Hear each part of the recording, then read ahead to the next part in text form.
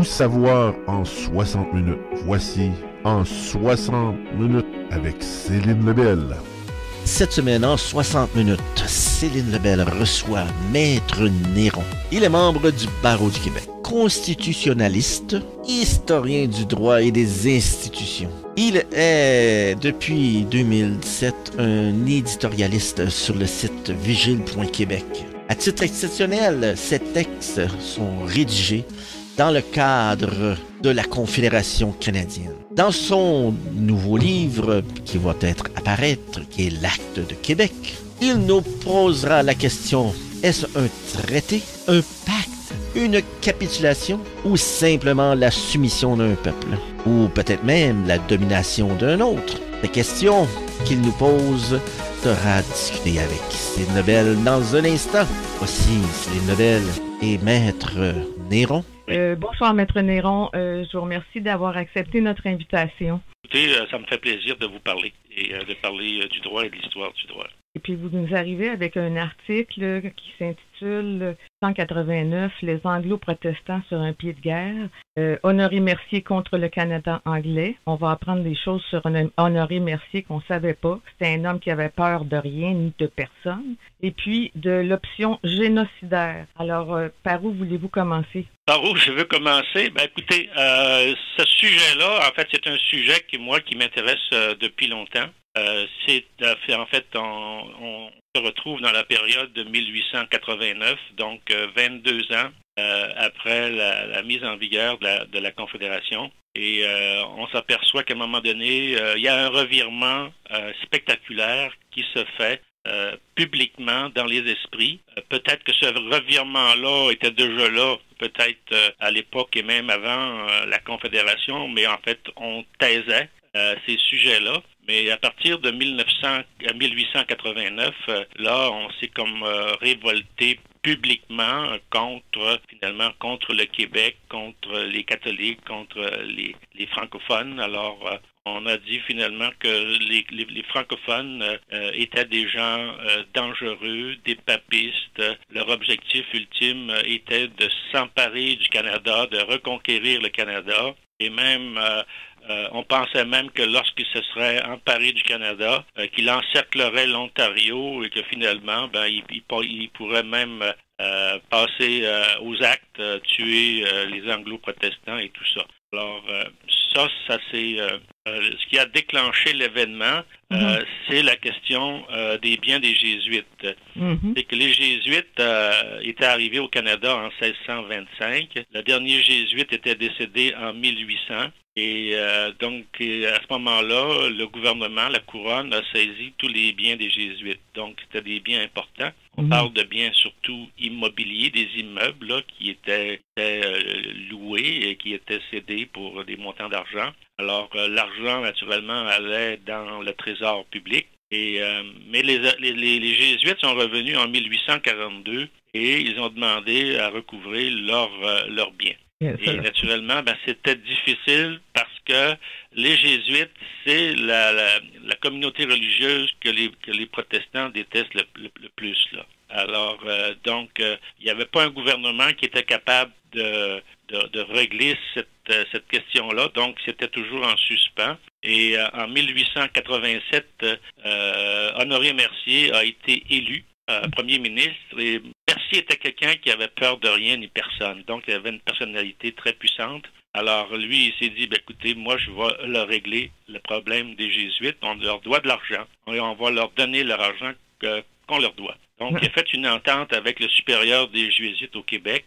Les Jésuites demandaient quelques millions de dollars. Et Honoré Mercier a dit au supérieur des Jésuites, écoutez, on ne peut pas vous payer le montant que vous demandez, et on pourrait vous payer 400 000 piastres. Alors, presque immédiatement, le supérieur a accepté, et là, on a commencé à faire des projets pour diviser les montants. Parce que le 400 000 piastres n'allait pas aux Jésuites entièrement, là. Alors, le 400 000 piastres s'est rétabli entre les institutions religieuses du Québec, y compris un montant de 60 000 piastres pour l'instruction publique là, anglaise. Là.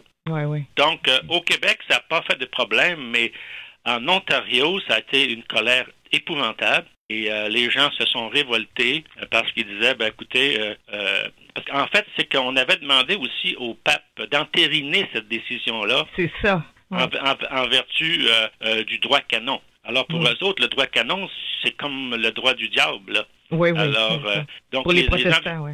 C'est ça. Alors, les anglophones du Québec, eux, de toute façon, ils regardaient plutôt le côté du 60 000 piastres, là. Okay. Alors, ça les calmait. Mais en Ontario, ils se sont dit que le Québec avait violé les lois non écrites du Canada. Alors, ils disent pas qu'est-ce que c'est que les lois non écrites du Canada. Mais en tout cas, les gens se sont révoltés publiquement. Et le leader de l'époque, le personnage politique, le député le plus charismatique de l'époque, était Dalton McCarthy. Alors, Dalton McCarthy était aussi un orateur assez extraordinaire. Il prenait la parole partout.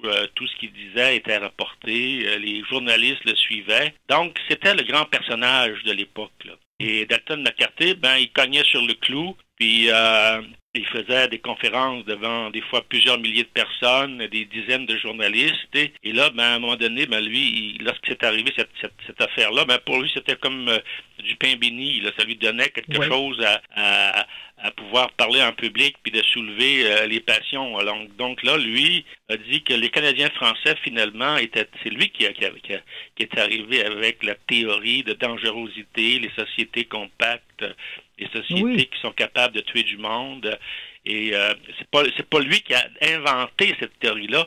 C'était déjà des auteurs anglais qui avaient déjà écrit sur ce sujet-là. Mais pour eux autres, les Canadiens français, étant donné qu'ils vivaient de façon relativement soudée, et qu'ils faisaient des projets ensemble et que ça réussissait, alors donc les Canadiens français étaient vraiment dangereux, d'autant plus que c'était des papistes, c'était des gens hypocrites, c'était des gens sournois et tout ça. Alors, donc lui, il s'est dit, il disait en public que les Canadiens français, dans le fond, devraient soit être complètement assimilés ou exterminés. Pour lui, exterminés, oui. Il disait que il faut commencer par les lois. Par exemple, si avec les lois, on peut retrancher leurs droits scolaires, leurs droits linguistiques, et finalement les neutraliser politiquement. Alors, donc, il proposait de commencer par des lois. Et si la loi, par exemple, dans 20 ans, 30 ans, n'arrivait pas avec des bons résultats, là, il fallait envisager l'extermination complète.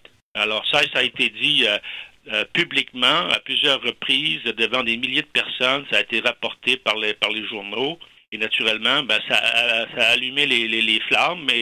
Et naturellement, tout le monde suivait ça. Donc, la première province à réagir à ça a été la province du Manitoba. Alors, le procureur général Joseph Martin avait décidé d'utiliser la loi parce que la conception de la loi des Britanniques n'est pas la même conception pour les francophones. Les Britanniques disent que, donc, eux, ils adhèrent au positivisme juridique. Donc, à partir du moment que vous avez le droit de faire une loi et que vous la faites selon la forme, vous pouvez faire exactement tout ce que vous voulez. Parce que eux, leur modèle de positivisme juridique, ils l'ont pris dans la Bible, dans l'Ancien Testament. Dieu, par sa parole, imposait sa loi, par sa volonté, imposait sa loi, et il pouvait faire exactement tout ce qu'il voulait. Dieu faisait tout ce qu'il voulait. Donc, il n'était pas lié par ses propres lois, il se sentait pas lié par l'ordre du monde dont il était l'auteur. Dieu faisait exactement ce qu'il voulait. Et c'est cette conception-là qu'on appelle le positivisme. Eux l'appelaient le positivisme religieux ou divin, mais là, ça devient le positivisme juridique. Donc, Joseph Martin dit, nous, on a le droit d'abroger les droits scolaires, les droits linguistiques, et on va le faire. Et il l'a fait. Alors, donc, le Manitoba, les droits des francophones, même qui étaient déjà reconnus par la loi, ont été complètement abrogés. Ça va, en 1905, on va le faire exactement la même chose pour la Saskatchewan, pour l'Alberta. En même temps, au fédéral, il va y avoir un nouveau ministre de l'immigration, Clifford, je ne me rappelle plus son nom, Clifford quelque chose. Là. Il va être ministre de l'immigration pendant de nombreuses années. Et lui va faire de la propagande en Europe pour avoir des immigrants pour peupler l'Alberta, la Saskatchewan, le Manitoba Et ils vont dépenser beaucoup d'argent. Ils vont faire paraître des millions d'annonces en Europe pour avoir des immigrants. Et le mot d'ordre était, au niveau des immigrants, n'importe qui, sauf les Canadiens français. C'est ça, Alors, on faisait même de la contre-propagande au Québec, disant que dans l'Ouest, les terres étaient pas riches, les terres étaient dures, l'hiver était dur, tout était dur. Donc, on faisait de la contre-propagande au Québec. Mais on faisait une immense propagande en Europe. On donnait pratiquement les terres. On aidait les gens au transport. Et finalement, c'était tout le monde peut venir, sauf les Canadiens français. Et en plus, on avait abrogé les droits linguistiques et scolaires dans ces provinces-là. Alors, ce qui fait que finalement, les Québécois ne sont pas allés dans l'Ouest. Et en plus, à la même époque, même un petit peu avant, dans les provinces maritimes, on avait également abrogé les droits linguistiques et scolaires des Acadiens. Alors, ce qui fait que, donc, on peut dire que le moment de bascule a été 1889, là où on a vraiment affirmé que le Canada devait être britannique et protestant. Et on va prendre des mesures pour neutraliser les Canadiens français, les combattre sur le plan politique, les chasser de la fonction publique pour ne faire qu'une fonction publique et qu'un gouvernement protestant anglo-saxon et britannique. Et ça, naturellement, l'idée de les exterminer, ça va finir par disparaître, parce que dans le fond, les Canadiens français ne vont pas se répandre à l'extérieur du Québec, sauf dans le nord de l'Ontario. Alors, donc, le projet d'extermination va être abandonné, mais l'idée que le Canada devait être britannique, protestant, anglo-saxon, ça va rester. Et c'est encore là aujourd'hui. On va nier, par exemple, la culture des Canadiens français parce que eux, ils disent les Canadiens ont une culture de duplicité. Oui, c'est ça. Alors que nous, on a une culture de rectitude morale. Donc, c'est pour ça que encore aujourd'hui, la politique fédérale s'attaque tellement à la culture canadienne française, ou plutôt au biculturalisme. Donc, on a toujours renoncé depuis la fin du 19e siècle au biculturalisme parce qu'on voulait affirmer la culture anglo-saxonne. Et là, dans les années 60, on a trouvé une nouvelle technique pour noyer le poisson. Alors là, on va passer au multiculturalisme. On dit maintenant, le Canada n'a pas de culture particulière. Il y a quand même, le Canada a quand même une culture dominante, là, et une langue dominante, là. Alors, l'anglais, le protestantisme, ça reste toujours, ça, de nos jours? C'est une manière de voir le monde. Oui, c'est ça. C'est une vision du monde. Et même si vous n'êtes pas croyant ou que vous n'êtes pas pratiquant, cette vision du monde-là, vous commencez à l'apprendre dans votre maison. Oui. Et vous le gardez pour la vie, là. Oui. Alors, moi, je suis de culture francophone et catholique. Je suis pas croyant, mais ce que j'ai appris enfant, j'y crois encore. Je me comporte encore comme ça. Je vois le monde encore comme ça. Alors, la conception du droit, c'est la même chose aussi. Parce que la conception du droit dans le système civil, c'est pas le même que dans le système anglo-saxon. Alors, dans le système anglo-saxon, on met toujours l'importance sur l'individu, alors que dans le droit civil, on met l'accent sur les rapports sociaux. Alors, le but du droit, initialement, dans le droit civil, c'était d'attribuer à chacun sa juste part. Donc, c'était comme l'office principal du juge, c'était comme de trouver une façon de bien répartir la richesse et les biens entre les personnes. Et ça, nous, on l'avait davantage, mais on l'a perdu. On l'a vu encore avec les médecins spécialistes, là. Les médecins spécialistes se retrouvent avec 10 fois le revenu des infirmières. Oui. Voyez-vous? Alors, mais ce sont les influences du droit anglo-saxon, là. Parce que si on vivait encore vraiment dans le système du droit naturel classique, tel qu'il était appliqué sous l'Ancien Régime, sous le régime français aussi, on n'aurait pas des différences aussi grandes, là. Vous savez, les gens qui travaillent ensemble, infirmières et médecins, il y a un à 10 fois le revenu. Alors aujourd'hui, c'est naturellement, dans le droit naturel classique, on ne donne pas à tout le monde le même revenu. Mais par contre, on tient compte, on tient compte de l'effort, on tient compte de l'excellence. Alors, on fait des différences. Là. L'office du juge, c'est de voir jusqu'où il peut aller pour avoir une répartition équitable. Alors que maintenant, on n'a plus ce souci-là. Alors, chacun négocie avec la force qu'il a. Les médecins spécialistes, maintenant, ils sont à 10 fois le revenu d'infirmières. C'est passé comme une lettre à la poste. Il n'y avait pas il y avait pas d'opposition, il n'y avait pas rien. On n'a rien entendu. C'est ça. Alors, à un moment donné, il va falloir, je pense, reprendre cette question-là à la base, puis discuter comment est-ce qu'on vit en société. Alors, je pense que dans une société, il faut vraiment, si on veut avoir la paix et l'harmonie, il faut penser à la distribution des richesses. On a un certain nombre de richesses dans la société. On est capable de produire tant de richesses, mais il faut le répartir pour que tout le monde ait une part acceptable. Il y en a qui en ont pas assez, puis il y en a qui en ont vraiment trop. D'ailleurs, il y a des médecins qui l'ont dit, on nous a donné de l'argent dont on n'avait pas besoin. Oui. Et quand vous prenez plus d'argent du côté des faibles pour le mettre du côté des forts, si vous enlevez 20 piastres à quelqu'un qui est au bas de l'échelle, 20 piastres par semaine, c'est une différence parce que ça fait une épicerie. Alors, c'est une différence énorme. C'est une différence énorme.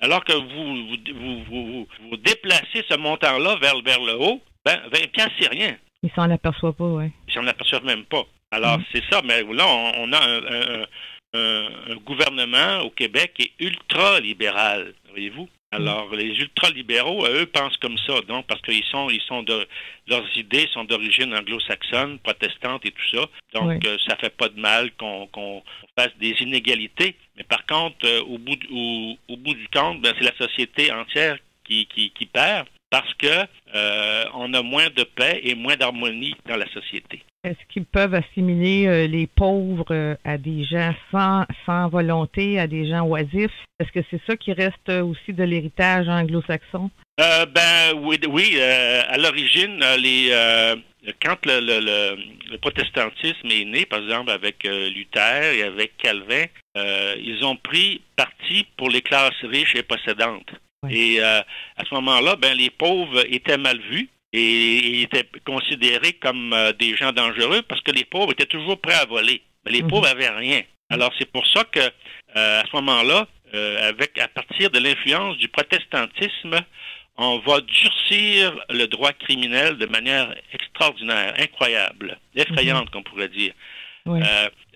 À l'époque, par exemple, de la conquête là, au Québec, 1763, qu'on pourrait dire la cession, lorsque le droit anglais va être importé et appliqué, même le droit criminel anglais va être appliqué au Québec, dans le droit criminel anglais, il va y avoir 210 infractions punies de la peine de mort. Pas punissables, punies.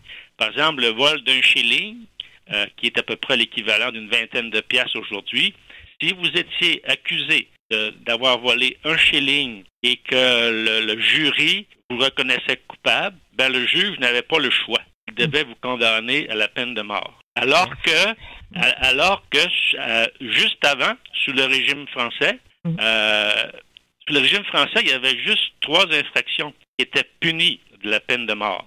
Il y avait le meurtre, il y avait le viol d'un enfant et il y avait l'incendie d'un immeuble. Donc, dans ces 3 cas-là, le juge n'avait pas le choix, il devait condamner la personne à la peine de mort. Mais pour tout le reste, les juges avaient beaucoup de discrétion. D'ailleurs, c'est l'office du juge que de pouvoir raisonner et voir la responsabilité, le degré de responsabilité ou le degré de mal qui va avoir été causé. Mais on n'appliquait pas la peine de mort, mais on ajustait une peine selon la gravité ou le niveau de responsabilité. Alors, donc, on passe de 3 à 210.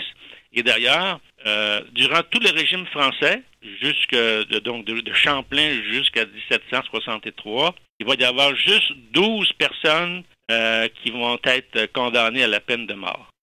Alors que le premier procès sous le régime anglais, ça va être le procès de la Corriveau. C'est un procès qui va se faire très rapidement le matin, en quelques minutes. Elle va être condamnée le vendredi et elle va être pendue le lundi. parce qu'il fallait lui faire une cage spéciale là, pour la suspendre. Alors, on a pris le samedi avec un forgeron pour lui faire une cage.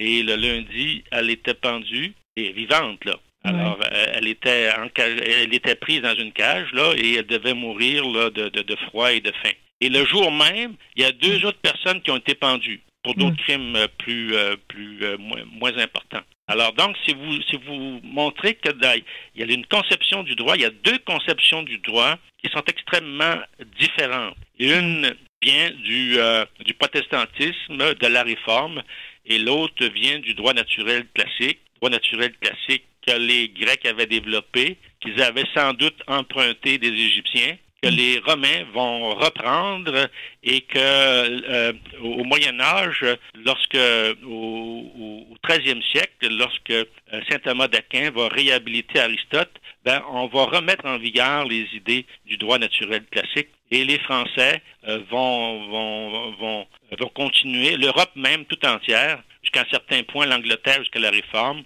vont s'intéresser au droit naturel classique. Ils vont faire des développements là-dessus.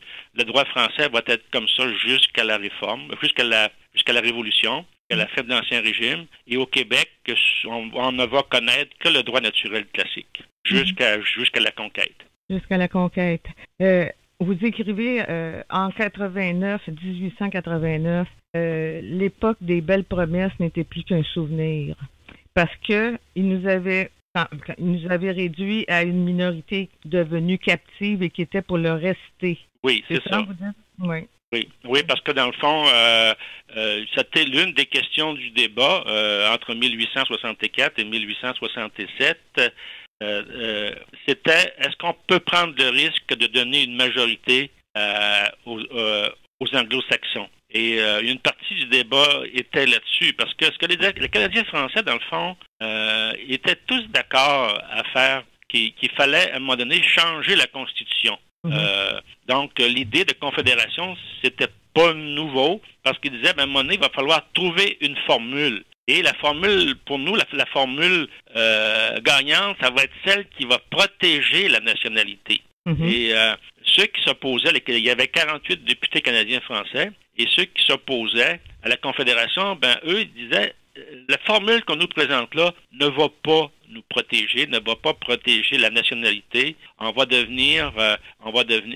faire avoir par une majorité agressive, là, parce que l'expression revenait souvent dans les débats, la majorité agressive. Mais la majorité agressive, on leur faisait, ce sont les députés de la majorité agressive qui leur faisaient des promesses, là. En leur disant, oui, on va avoir, le Québec va être une province entièrement autonome dans ses domaines de compétences. Le fédéral ne va s'intéresser qu'au sujet où les intérêts de tous seront parfaitement identiques. Donc, le Québec va quasiment être indépendant là dans son domaine Alors, donc, les gens les ont crus.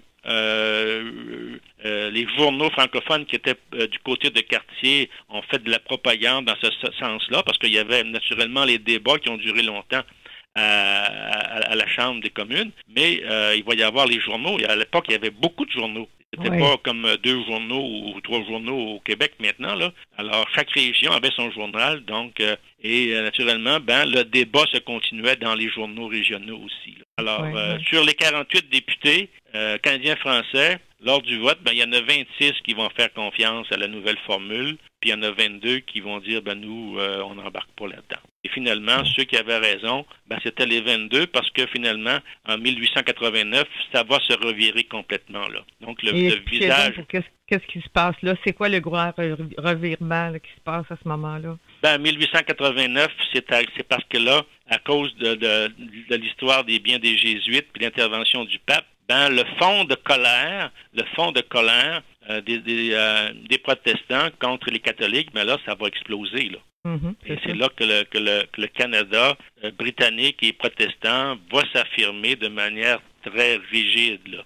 Parce qu'ils disent, si on a le droit de les exterminer, à plus forte raison, on a le droit de les neutraliser, de les écarter du gouvernement, de les chasser de la fonction publique et de leur retrancher leurs droits linguistiques et scolaires. Et ils ne vont pas se gêner pour le faire. Oui, exactement. Parce que le Canada aurait pu devenir un pays bilingue, là. Oui. Le fédéral aurait pu devenir bilingue, là, mais non, alors ça va virer complètement. Et moi, je lis dans le fond, quand je lis des choses, c'est les personnages les plus importants de l'époque qui parlent, là. Par exemple, le grand-père de Michel Ignatieff, là, oui, qui était venu pour se faire élire premier ministre puis qui est reparti, là, ben, lui, son grand-père, son nom, alors...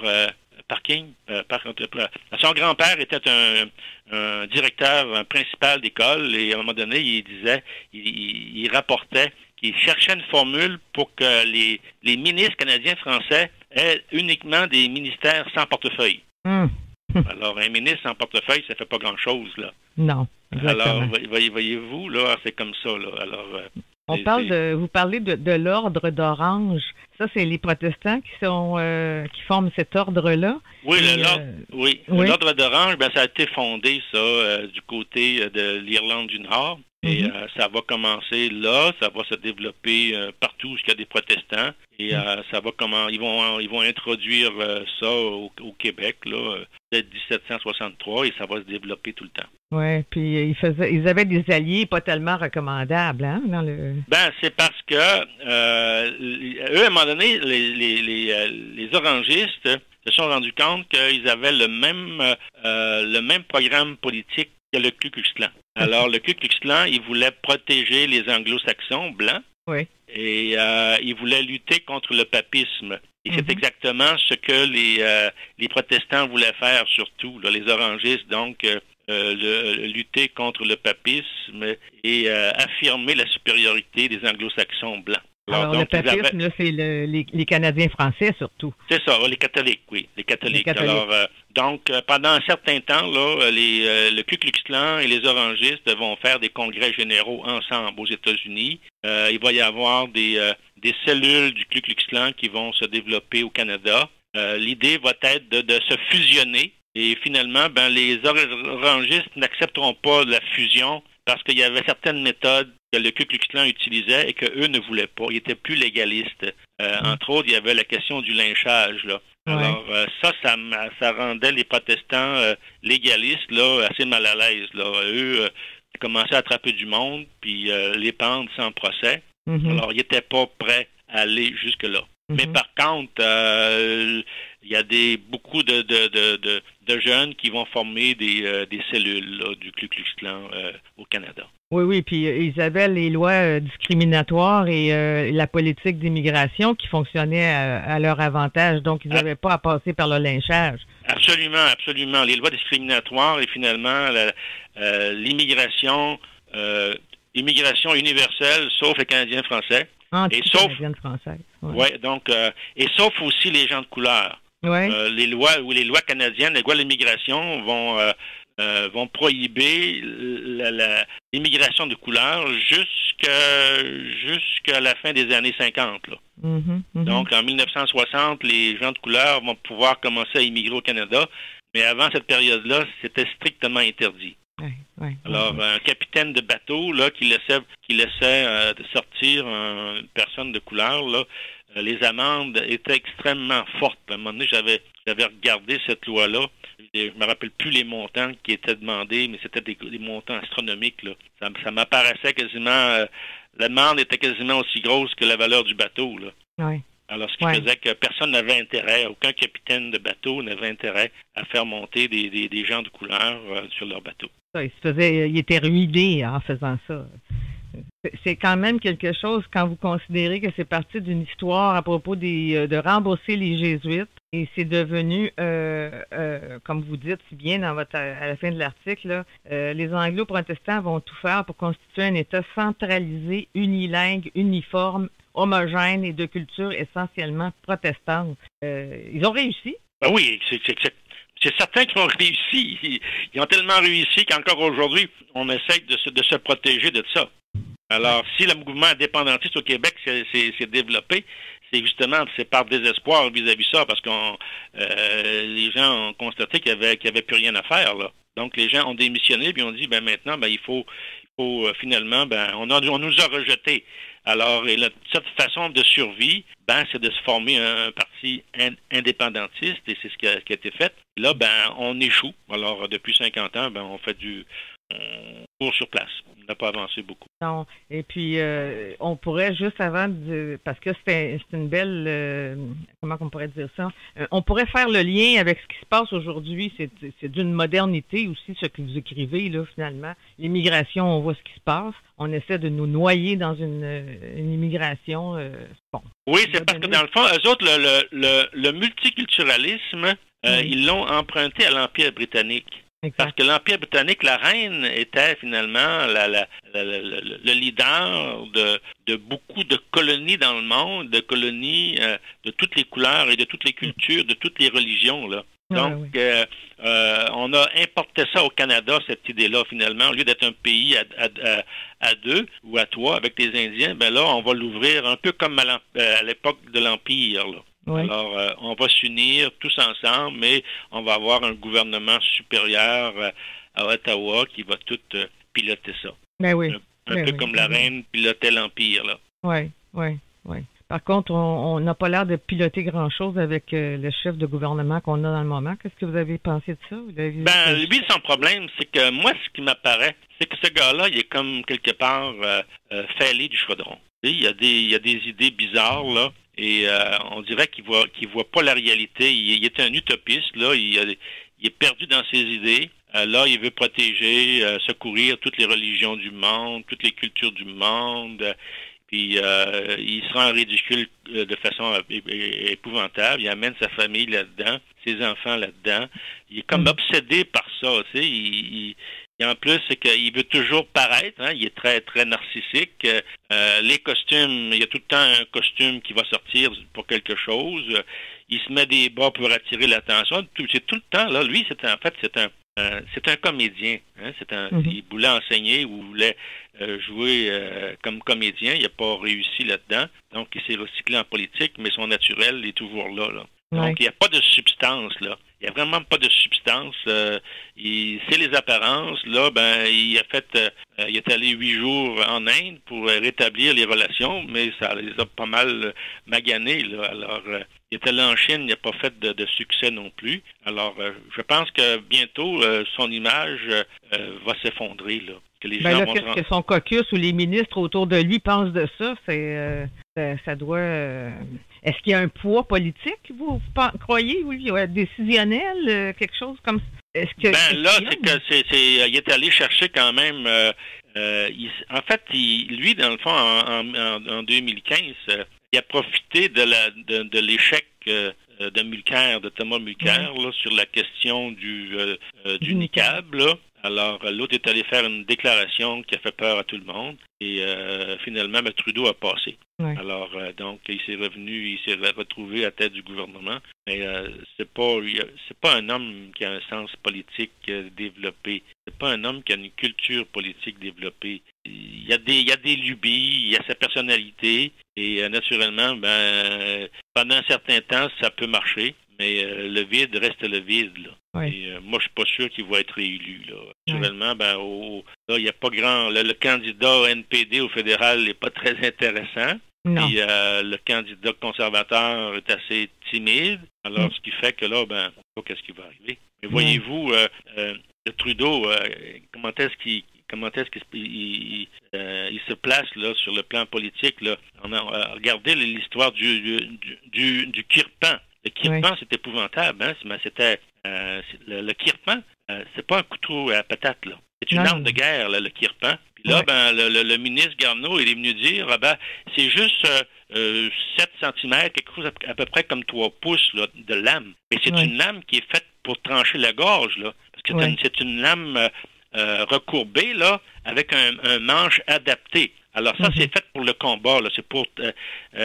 le coup, là, le diamètre d'un coup, là, c'est pas très large, là, c'est à peu près 6 pouces, là. Et là, vous avez une lame de 3 pouces. Il veut dire que quelqu'un avec un kirpan, qui sait le moindrement l'utiliser, est capable de trancher les 2 artères d'un seul coup. Et c'est fini. Êtes-vous en train de dire que ceux qui les portent sont aussi entraînés à les utiliser? Alors, je ne sais pas, ça. Je sais pas, Ouais. mais originairement, c'est une arme de guerre, là. Oui, absolument. C'est une arme de guerre et là, c'était interdit, voyez-vous, Mhm. et bien Oui. là, Oui. c'est autorisé dans les Oui. avions. Alors, Dans les avions. et dans les Sikhs, il y a pas mal de fanatiques aussi, là. Oui. Alors, Oui, ça, puis il nous a écorché pas mal, hein, les souverainistes, au passage. Là, il a comparé les Sikhs, le mouvement des Sikhs au mouvement souverainiste, que c'était violent autant. Il nous a c'est pas... ça, c'est ce ouais. que le premier ministre a rapporté. Mais lui, Ouais. il l'a nié. Donc, est-ce que le premier ministre a menti? Là, je sais pas. Mais après ça, lui, publiquement, il a dit non, il dit j'ai jamais dit ça. Là. Alors, Oui. mais lui, finalement, il va chercher comme ça sa clientèle. Hein? Alors, donc là, il permet les kirpans, qui sont des armes de guerre à combat rapproché dans les avions.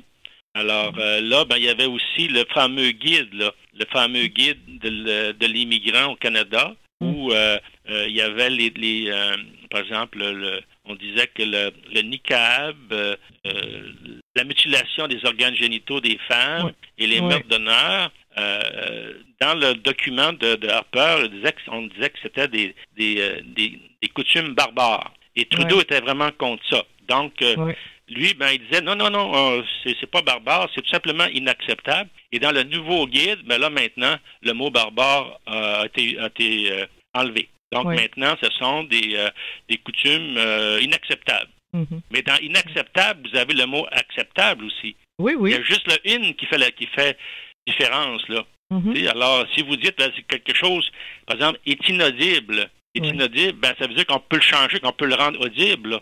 Vous avez juste à tourner un bouton, puis ça va devenir audible. Là. Oui, absolument. Si vous dites c'est incertain, on a juste à porter une preuve, ça va devenir certain. Alors, si vous dites que c'est indigne, on fait juste changer un comportement, puis ça devient digne. Là. Alors, il faudrait écrire, c'est condamnable. Condamnable, oui. Alors, en tout cas, barbare, moi, je trouvais que le mot était acceptable dans les circonstances. Alors, donc, le kirpan était inacceptable, mais maintenant, il est devenu acceptable. Alors, peut-être que la même chose pour la mutilation des organes génitaux. Peut-être que ça va devenir un jour acceptable. Le niqab, d'ailleurs, le niqab est légal. Exactement. Et les crimes d'honneur, peut-être qu'ils peuvent changer à un moment donné pour le rendre plus acceptable. Alors, peut-être qu'ils peuvent changer la loi criminelle, là. Ils pourraient dire dorénavant... Ça n'empêche pas les gens de pratiquer ces choses-là. Absolument. Ils ne se font pas prendre. Absolument. En Europe, là, d'après ce que j'ai pu comprendre, là, que ça se fait assez régulièrement, la mutilation des organes génitaux des petites filles. Mm-hmm. Alors, donc, je vois pas pourquoi ça se ferait pas ici. Les crimes d'honneur, on en a quand même eu pas mal ici. Oui. Alors, donc, le niqab est toujours légal. Et le mariage des enfants, le mariage des jeunes... Les mariages forcés. Alors, il y a bien de choses là, comme ça là, qui sont... moi, je pense que le mot barbare, à un moment donné, il faut être capable de s'affirmer et dire que des choses sont barbares, on ne peut pas tolérer ça. Non, mais lui, il ménage, je pense, les votes, là. Donc, il veut pas insulter des communautés, il veut peut-être laisser entendre qu'on peut aménager des choses. Donc, avec les Sikhs, là, il a accepté le kirpan. Alors, à un moment donné, peut-être qu'ils vont changer le code criminel pour les crimes d'honneur, pour dire, crimes d'honneur, là, même si on les condamne à 25 ans, ils pourront peut-être avoir libération conditionnelle au 6e ou au tiers, parce que ça fait partie d'une culture et tout ça.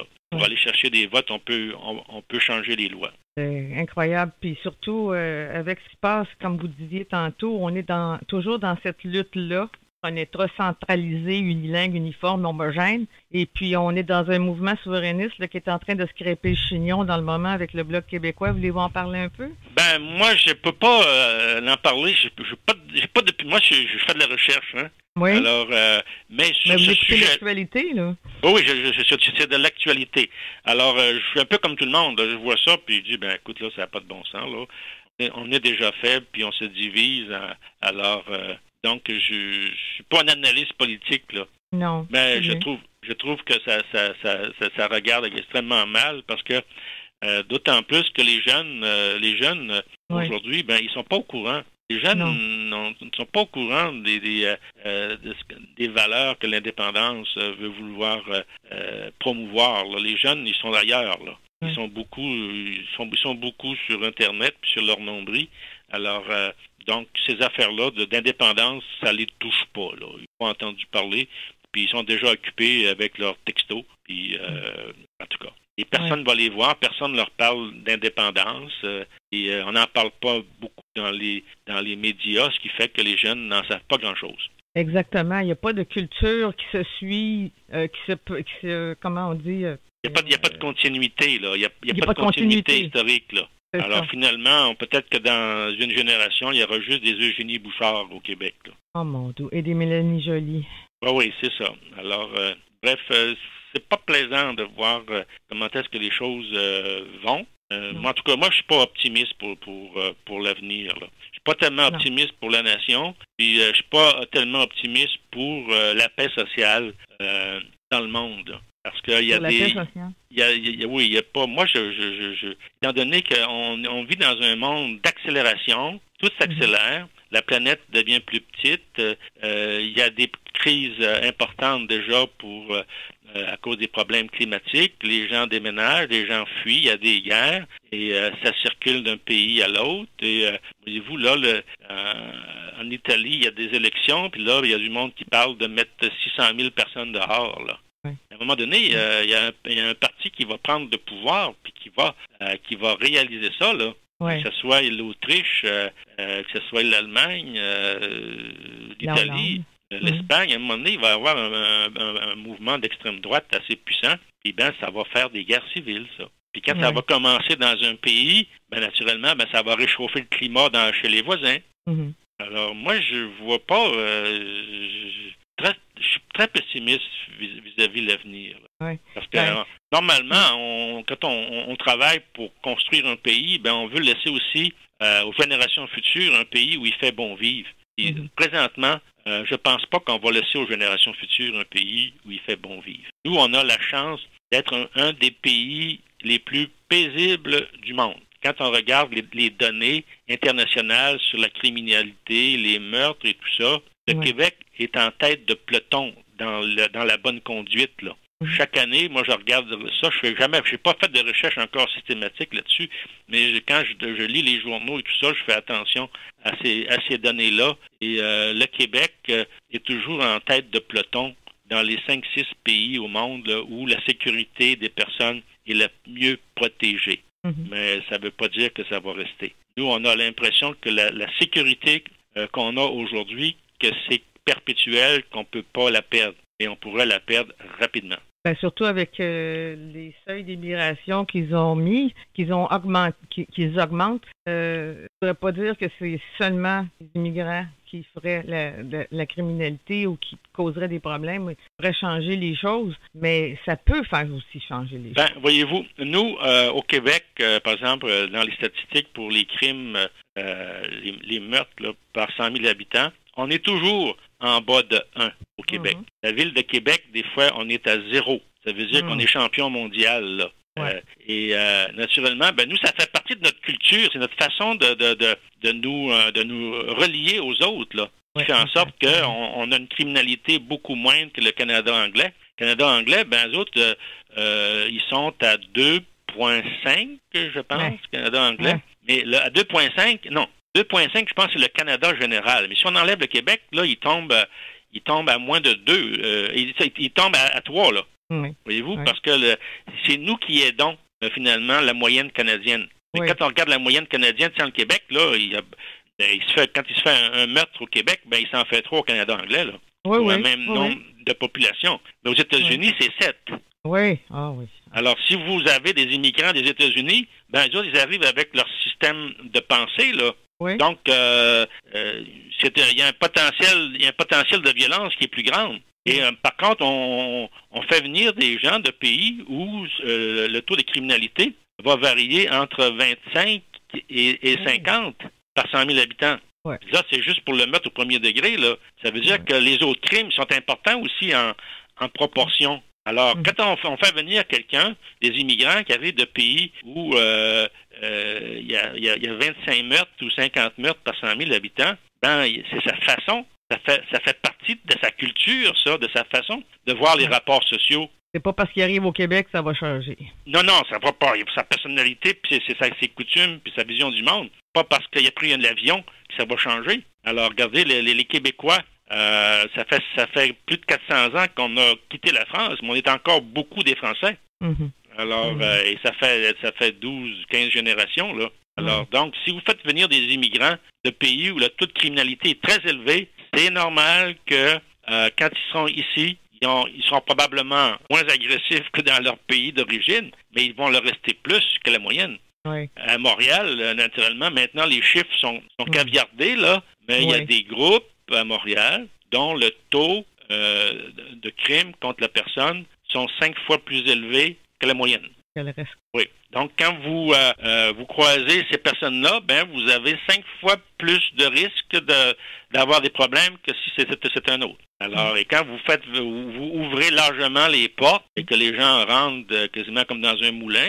Ah ben oui. Alors, en plus, c'est que quand ils sont nombreux, ils restent ensemble en plus. Oui. Quand ils sont pas nombreux, ils apprennent du voisinage d'autres façons de se comporter. Et moi, j'ai souvent discuté avec des gens qui viennent de pays comme ça, puis à un moment donné, il y avait quelqu'un qui avait failli tuer un assistant, et j'ai parlé avec celui-là, puis les autres, leur disant que ça n'existe pas, le droit de tuer quelqu'un. Mm-hmm. Puis j'ai parlé autant comme autant, j'ai repris la conversation sur ce sujet-là, pas en faisant des reproches, mais en essayant de creuser la question pour comprendre que pourquoi on aurait le droit de tuer quelqu'un. Et on me répondait tout le temps avec d'autres exemples où ils auraient le droit de tuer du monde. Mm-hmm. Alors, il y a des infidèles qu'on peut tuer, hein, je pense. Mais ça, c'est pas le principal problème. Non, il y en a d'autres qui sont encore pire que ça, là. Ah, alors, oui? c'est sûr que les infidèles, pour les croyants musulmans, les infidèles, c'est des gens qui vivent sur du temps emprunté, là. Ouais. Parce que les autres, ils ont l'obligation de répandre l'islam dans le monde entier et de mettre les gens au pied du mur, dire tu te convertis ou tu meurs. La plupart disent que s'ils font plus ça, que c'est plus leur objectif, mais il y en a qui le pensent encore. Parce que c'est écrit dans le livre saint. Oui, oui. Moi, par exemple... C'est une minorité qui sort de cette religion-là. C'est une minorité. La majorité croit beaucoup en ce qui est écrit, en ce que... Oui. La majorité... on pourrait dire que la majorité croit au Coran. Oui, c'est-à-dire qu'ils croient que ce livre-là a été écrit de la main de Dieu. Mm-hmm. Alors que pour l'Évangile et pour l'Ancien Testament, c'est pas écrit de la main de Dieu, c'est écrit par des gens inspirés par Dieu. Mm. Donc, c'est très différent, là. Parce que dans le Coran, chaque mot a été choisi par Dieu. Alors que les autres, ils ont été inspirés. Est-ce qu'ils ont été bien inspirés, mal inspirés? Est-ce qu'ils se sont bien exprimés? Donc, on peut les interpréter et les contredire même. Alors que le Coran, c'est clair, c'est Dieu il connaît sa grand-mère, là. Oui.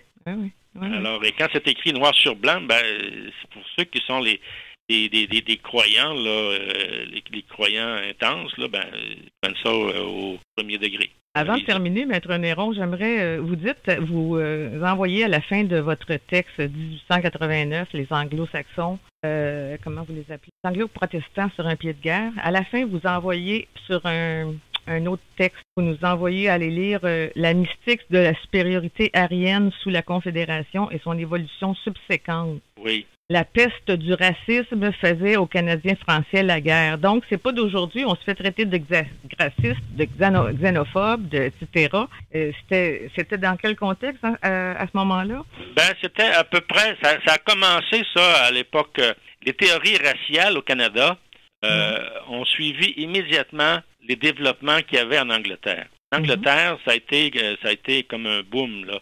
À partir de 1850, là, il y a beaucoup de scientifiques qui s'intéressaient aux questions de race et ils ont fait beaucoup de recherches là-dessus et c'était des recherches surtout sur la linguistique, là, donc ils classaient les races, là. Donc les premiers classements des Aryens, ça vient de l'Angleterre, là. Alors, et au sommet de au sommet de toutes les races dans le monde, il y avait les Aryens, mais dans les Aryens, il y avait encore des couches, là. Alors, naturellement, il y avait les Allemands, les Germains, tout ça, et à la tête, il y avait les Anglo-Saxons, qui étaient la race aryenne la plus pure. Et il y a eu beaucoup d'écrits là-dessus. Il y avait des cartes, des tableaux et tout ça. Et il y a eu vraiment, vraiment beaucoup de recherches. Et à l'époque, à partir de 1850, là, ça prenait une semaine pour un bateau qui partait de l'Angleterre à venir au Canada. Donc, avec les bateaux à vapeur, là.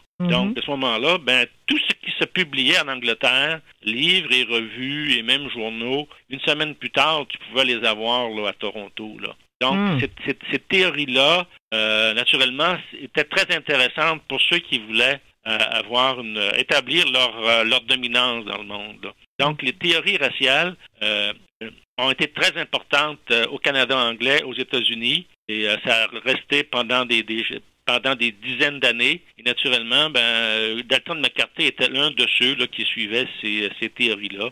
Et le grand-père de Ignatieff aussi. Là, à un moment donné, il avait dit qu'il avait pas lu de livre en particulier, mais il avait tellement lu de journaux que finalement, il avait compris toutes ces théories-là. Donc, naturellement, les Canadiens français étaient mal vus. Eux autres ils faisaient pas partie de la race aryenne. Alors, donc, ça faisait partie finalement, ça mélangeait avec les idées des orangistes, là. Et des anglo-protestants. C'était pas toujours coupé au couteau, là.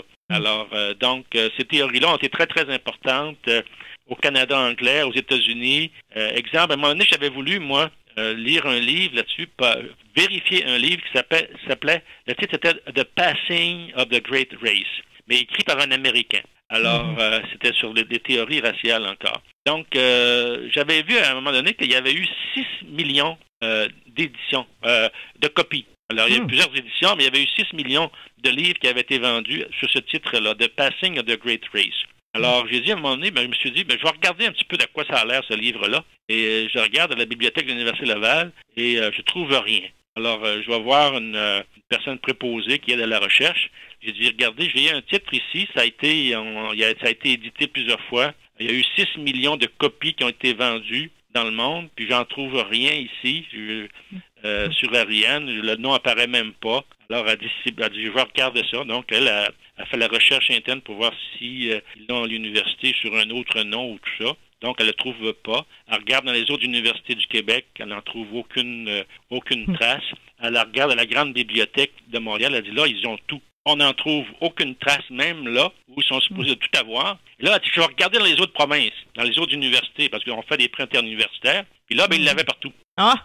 Ils l'avaient partout.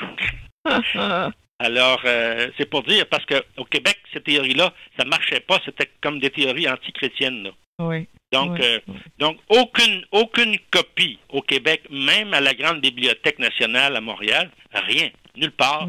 Et dans les autres universités du Canada, on l'avait partout. The Passing of the Great Race. Puis c'est nous qu'on accuse de racisme, là. Oui, absolument. C'est ça qui est quelque chose. Puis vous l'écrivez tellement bien, vous dites le multiculturalisme, c'est une politique expérimentale menée aux États-Unis. Oui. C'est ça qui fait que ça va nous dissoudre. Ça nous met sur un pied d'égalité avec toutes les minorités issues de l'immigration. Absolument. Ouais. Alors que les migrants, normalement, là, ils font un choix, voyez-vous. Ouais. Alors que pour nous, notre culture, c'est un héritage, là. Oui. C'est un héritage qu'on a reçu, puis c'est un héritage qu'on doit transmettre, là. Mais on s'en occupe pas. On s'en occupe pas. Mais par contre, voyez-vous, les gens disent on a les mêmes droits et responsabilités que les immigrants. Mais c'est pas vrai. Parce que les immigrants, ils sont pas là pour sauver notre culture. Ils viennent pas ici pour sauver notre culture. Donc, ils n'ont pas cette obligation-là. Ils n'ont pas l'obligation de transmettre un pays où il fait bon vivre, là. Eux, de toute façon, quand ils respectent les lois criminelles puis ils payent leurs impôts, c'est à peu près ce qui les intéresse, là. Alors que nous, on a des responsabilités. On fait partie d'une nation, on est les héritiers d'une culture et on doit la conserver et on doit la transmettre. Et la perpétuer, la perpétuer. Et les immigrants, ils peuvent y contribuer. Mais on voit qu'ils s'intéressent beaucoup plus à la culture nord-américaine et anglo-saxonne, là. À Montréal, naturellement, ils font quasiment œuvre commune avec les la minorité coloniale là, qui est là. Oui, oui. Alors, donc, tout ça fait des problèmes, là. Donc, en plus du gouvernement qu'on a qui est fortement porté vers, justement, les anglo-saxons et tout ça. Oui, c'est un parti libéral, pro-anglo-saxon. Puis on voit la tendance des jeunes. Ben, je pense que le jeune Québécois modèle, la prochaine génération, ça va être des Eugénie Bouchard, qui vont très bien parler l'anglais, qui vont parler bizarrement le français. Exactement. Maître Néron, il va falloir vous inviter une autre fois, c'est trop intéressant, puis vous amenez toujours des choses qui nous font de plus en plus comprendre pourquoi il faut se tenir debout malgré qu'on est si peu nombreux. Je vous remercie infiniment d'avoir été là aujourd'hui. Puis, il va y avoir le prochain article, ça va être le droit de conquête, droit qui n'existe pas. Oui, droit qui n'existe pas. Oui. On a hâte de vous lire. OK. Bonne fin de journée. Alors, merci beaucoup. Si vous avez des commentaires sur l'émission, nous vous invitons à nous écrire studio@radioinfocité.com.